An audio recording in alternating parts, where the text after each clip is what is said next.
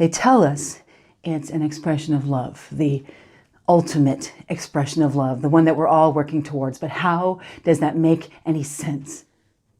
To say, I love you, therefore you should tie yourself to me. You can never leave me. You can never love anyone else. You are off limits. I own you. I own you. That's what marriage says. To me, that sounds more cruel than kind. Also,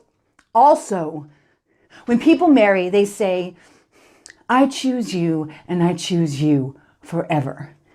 But who is this you that they're choosing? Because people change.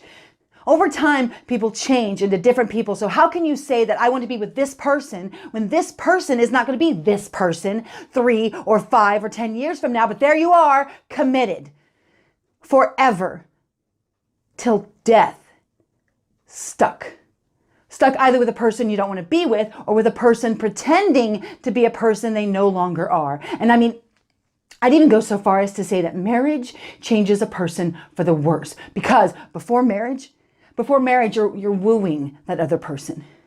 Wooing, what does that mean? That means always putting your best, your kindest, your most attractive side forward. And you woo until you can convince the other person to commit to marriage. And then what happens? What happens when there's no more reason to woo, to put your best side forward? Marriage tells us that you're committed. You're bound to this other person regardless of how you're treated. Think about it. Don't you think that encourages couples to treat each other however they want, to be as awful as you want? It doesn't matter because you're in it until death. This happens all the time, and people are miserable. Yes, we want to be intimate with another person, to know another person, to love that person deeply, and to be naked with that person. But why do we need a marriage for that? And why does it need to be with just one person and for the rest of your life? It seems so sad. You know what I was thinking about earlier today? I was thinking about those street gangs they got in Los Angeles, the Crips and the Bloods. I was thinking about that bunch of new laws they came up with in the 80s, I think it was, to combat those street gangs, those Crips and those Bloods. And if I remember rightly, the gist of what those new laws said was, if you join one of these gangs and you're running with them, and down the block from you one night, unbeknownst to you, one of your fellow Crips or your fellow Bloods shoot up a place or stab a guy.